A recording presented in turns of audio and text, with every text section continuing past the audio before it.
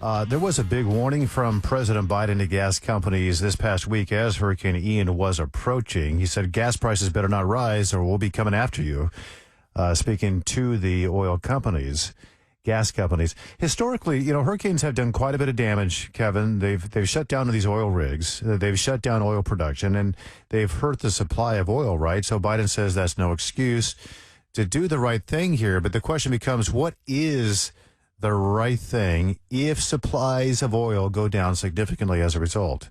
Yeah, also, just about an hour ago, Vladimir Putin, in a speech, said that the United States and its allies sabotaged the Nord Stream pipeline. He said sanctions were not enough for the Americans. Now they have sabotaged this pipeline for their own profit, causing more concerns about global energy. Yeah, Tom, the president's been using up the emergency reserves to offset high gas prices, and I would tend to agree that inflation is pretty much a crisis. But now we have some other crises, this Category 4 hurricane and the sabotage of the Nord Stream pipeline.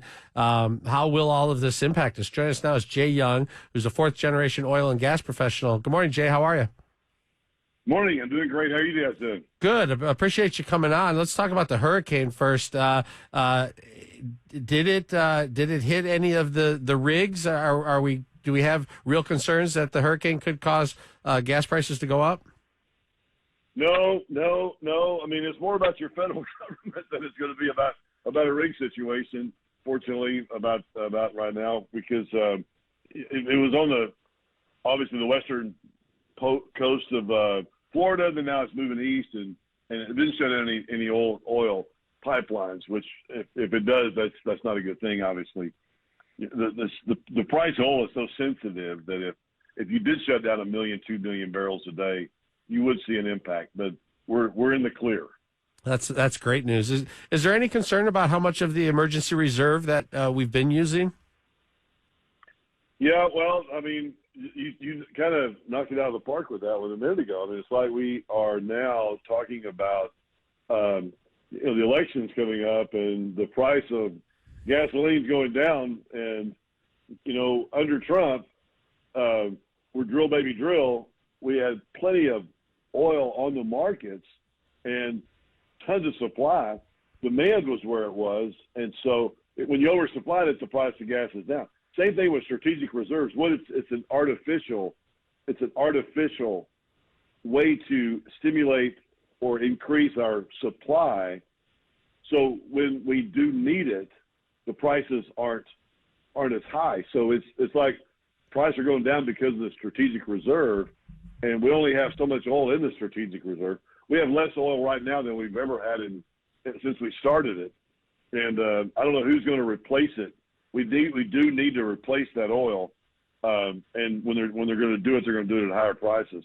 Yeah, I've heard it said that it was a good thing that Hurricane Ian didn't shut down these oil rigs in the Gulf, because we would have been in a pretty dire circumstance potentially with the amount of oil that has been released from this emergency supply, right?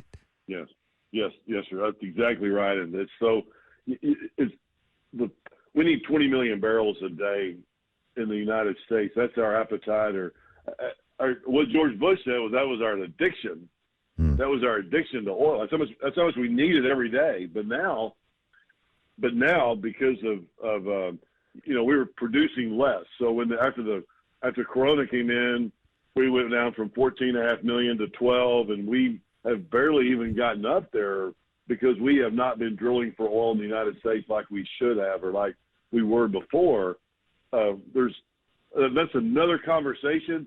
I'm welcome to do it right now. Get me all pumped up. I just had another cup of coffee. We could do this all day, but we don't have the oil necessary in the United States. Therefore, our supply's down, and when our supply's down and our demand stays strong or is strong, prices are going to go up. That's exactly what happened, and then all of a sudden, everybody started. Ted Cruz came on, and it's on my LinkedIn, my Jay Young King Operating LinkedIn page. I put a video on there about Ted Cruz because Ted said, boy, as soon as Biden came in office, of course, a Republican talking about a Democrat, politics. But as soon as Biden came in, it was like, well, let's just shut down that pipeline. Whoa, wait a minute. What about the permits? I mean, it's like there was all these different things that just went against us driving for oil. I mean, he's like, ESG and talking about and getting people on board about not producing oil and gas in the United States when our demand is still strong. And I'm not saying that the demand's going to be strong forever. I'm not saying that. It's going to be for a long time because we do use oil for other uses. But I am saying that it's going to take a while for us to get over this.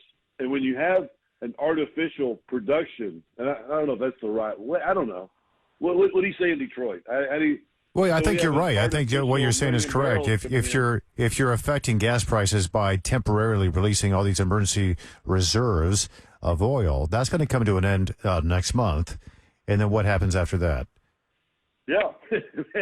Band-Aid on a bullet wound. Is that kind of the scenario, which is what this administration has been doing about what's going on now? Because you see oil still at $80 a barrel. I mean, it's not like it's going down. There's artificial. You can't keep prices down, and especially after the election, no more strategic reserve. We're still not drilling for oil in the United States. Our production's down. You're going to see oil at $100 a barrel, maybe in $120, $140 a barrel. You're going to see gasoline prices that are going to go up. I'm buying a bunch of stocks right now. I'm investing in our oil and gas programs, which is what King Operating does. But I'm buying stocks right now. I'm doing anything because I do feel like this is a good time right before we get into the elections. I know we're not in the elections yet, but October is going to be a good time to really consider, investing in oil and gas somehow. I wrote the book, The Upside of Oil and Gas Investing, and the reason why is because I wanted people to get a good feel for what it takes and what to be scared of or what's the risk factor. So I wrote the book, Upside of Oil and Gas Investing. It's on my website, King Operating. It's on jryoung.com or, just give me a call at the office here and I'll send you one. I'll send you a little piece of one. If we decided to start drilling again, how long would it take to get enough supply here in the United States? Good question, because you'd have to find the money first. That's one of the problems, because you'd have to either turn these public companies into, okay, you're making $50 billion, put it to work. That's the problem with today's market is we're not drilling for oil in the United States, and our oil and gas companies, public companies, are not putting it back in the ground. It's like an anomaly. It's like normally, when you have people making money in the oil and gas business, people start drilling again. They're not doing it this time. They're not doing it. So we've got to go back to drilling, but they're not. And then institutions aren't coming in. ESG is. So you got to find the money. Now, right.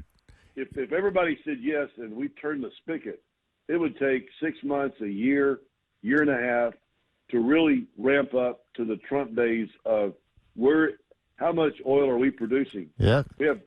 We have 275 million people in the United States. We're at 320 something today. If it's a year and a half, that's how long it took us to get to where we are today. So that's not that long amount of time. You have some great points. The book is The Upside of Oil and Gas Investing, How the New Model Works and Why It Puts the Traditional Model to Shame. The author is our guest right now, Jay Young. We appreciate your time. It's good to talk with you again, Jay. Thanks. Absolutely. Anytime. Y'all have a great day and great weekend.